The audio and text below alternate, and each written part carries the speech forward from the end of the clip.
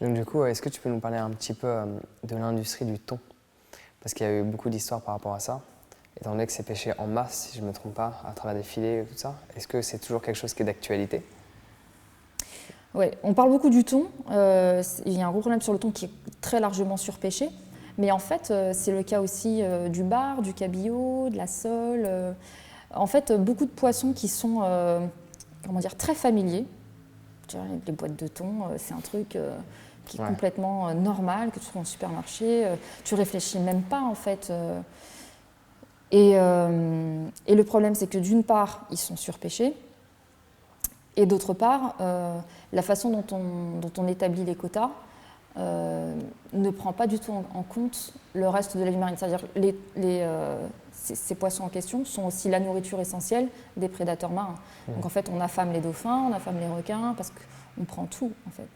Et le thon, c'est un exemple parmi d'autres qui a été médiatisé notamment à cause du thon rouge, parce que pour le thon rouge, on atteint une situation qui est complètement délirante, où une femelle thon rouge peut se vendre, la dernière, la plus chère, elle s'est vendue à 2 millions de dollars. Donc c'est complètement dingue. Mais ce qu'il faut comprendre, c'est qu'on a la même problématique avec plein d'autres espèces qui sont très familières dans notre quotidien. Et le problème, c'est que les gens ne se posent pas la question. C'est-à-dire qu'en fait, quand on mange du poisson, c'est comme si on mangeait une pomme qu'on accueille dans un arbre. Et pourtant, c'est pas du tout ça. En fait, la pêche, c'est de la chasse. C'est de la chasse. Et on chasse dans des proportions qui sont intenables et impensables si on faisait l'équivalent à terre. Et alors souvent, parce qu'on nous dit, mais alors qu'est-ce qu'on peut faire pour aider l'océan, etc. Bon, hormis soutenir Sea Shepherd, qui est une bonne chose, la première chose que je dis en général, c'est simple, en fait. La première menace aujourd'hui sur l'océan, c'est pas le plastique, même si c'en est une importante, c'est pas le changement climatique, c'est pas l'acidification de l'océan, c'est la surpêche. La pêche, c'est la première menace qui pèse sur l'océan. C'est la première cause de disparition des mammifères marins.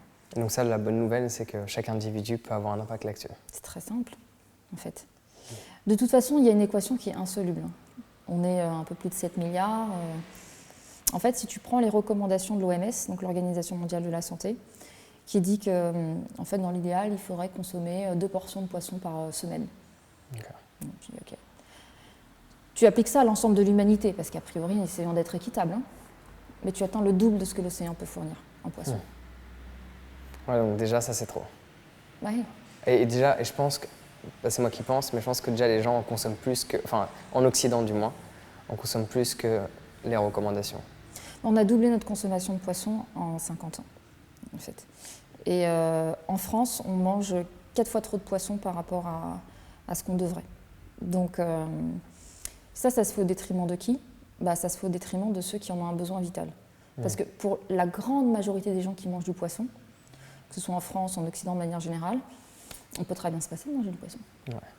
Alors que dans certains pays d'Afrique, eux, c'est différent parce qu'ils vivent directement, eux, de la pêche. Et c'est pas une industrialisation, bon, certains endroits sûrement, mais ayant voyagé dans pas mal de pays, à certains endroits, près de la mer, ils vivent vraiment de la pêche et c'est eux qui vont pêcher, et ils vont prendre le poisson du voisin. Donc là, du coup, on parle d'un écosystème complètement effectivement, différent. Parmi les victimes de la surpêche, il y a en premier lieu les poissons eux-mêmes. Il y a les prédateurs marins naturels. C'est bien de préciser ça quand même. Oui. Parce qu'on aurait tendance à l'oublier. À l'oublier, ouais. Mais voilà. Il y a les prédateurs marins qui du coup sont affamés, se reproduisent moins, voilà, galèrent. Et il y a aussi certains humains qui dépendent des poissons comme protéines alimentaires parce qu'ils vivent dans des régions où la terre ne fournit pas suffisamment pour les nourrir. Mais en fait, il y a assez de poissons pour nourrir ces gens-là. C'est pas eux le problème. Ouais. Le problème, encore une fois, c'est l'écrasante majorité de gens qui pourraient très bien se passer de poissons et qui en consomment sans même y penser, en fait. Non, parce que quand on parle de surpêche, en soi, ma manière de voir les choses, c'est que certes, on peut se plaindre de tous ces braconnages, etc. Mais en soi, si on cherche à aller un peu plus loin, s'il y a du braconnage, c'est parce qu'il y a une demande. La question est, qui sont ces personnes ? Ça a été mon cas. Moi, je ne consomme plus de produits animaux, quels qu'ils soient, depuis longtemps. Mais ça a été mon cas, de participer à ça. Sauf que la plupart des gens n'en sont pas conscients en fait.